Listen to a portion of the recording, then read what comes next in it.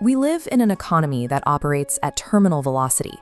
The baseline expectation for success requires constantly moving, constantly upgrading, and constantly proving to everyone else that you are keeping up with the pace. Imagine a driver pulling up to a stoplight. He is sitting in a brand new six-figure luxury sports car, wearing high-end designer clothes. On the surface, he looks like he has won the game, but behind the steering wheel, his mind is racing. He is losing sleep over staggering monthly EMIs and a mountain of consumer debt he accumulated just to maintain this exact image. In the next lane over sits a second driver. She is driving a 10-year-old average sedan.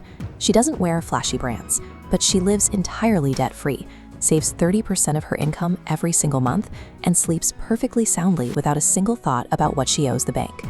Our culture has a severe miscalibration in how it judges these two people. We look at the sports car and instantly label the first driver as wealthy, while dismissing the second driver in the old sedan as average.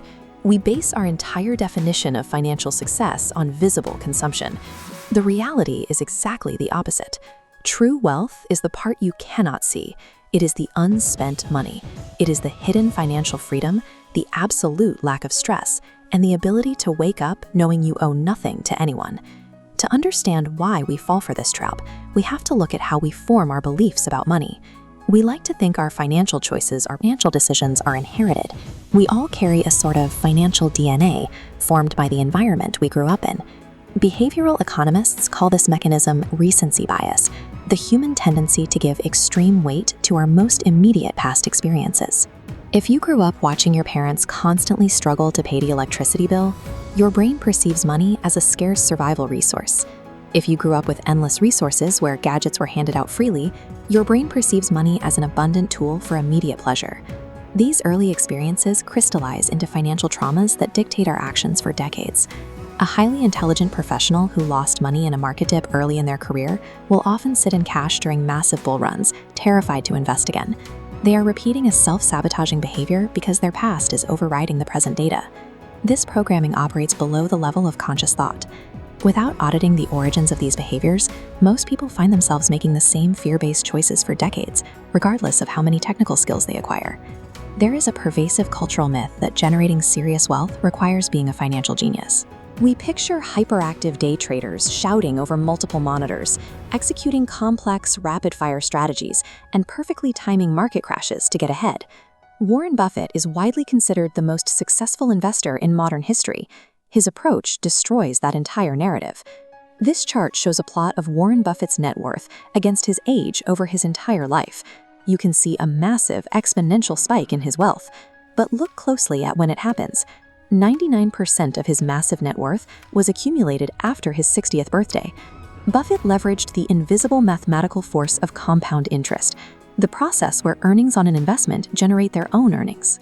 The data emphasizes the decades he spent holding early, small investments, allowing the simple math of time to do the heavy lifting.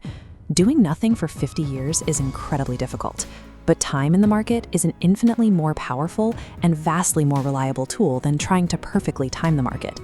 Our brains fight against that kind of patience because of a mechanism called negativity bias.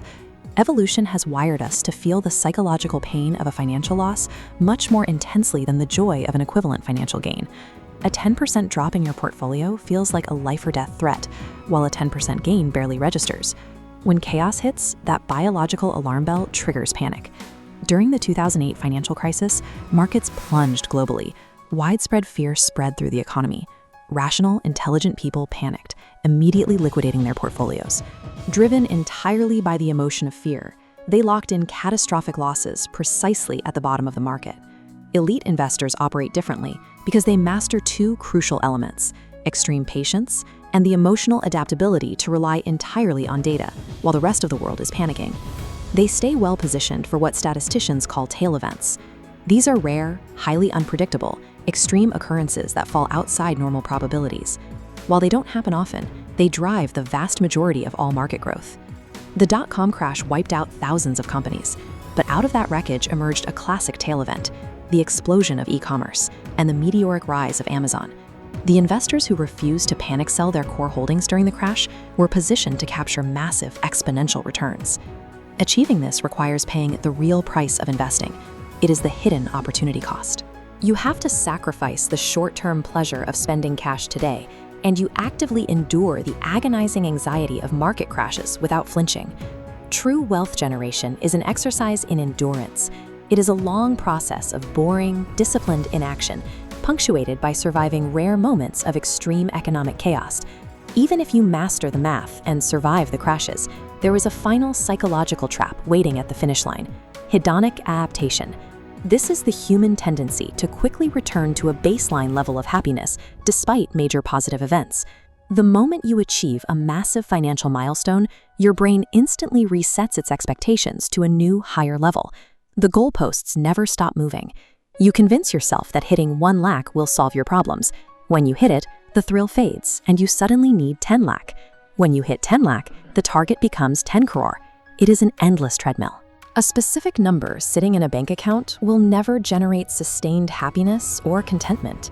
If the target keeps moving, the satisfaction never arrives. The most valuable asset money can buy is absolute autonomy. Wealth provides total control over your own time, your choices, and your energy, independent of the pressures of debt or the need to impress others through consumption. You have to audit your own mind and define your personal concept of enough. A middle-class family with 0 debt, a modest savings rate, and their weekends strictly to themselves has achieved something profound. Contentment, not endless accumulation, is the highest and truest form of financial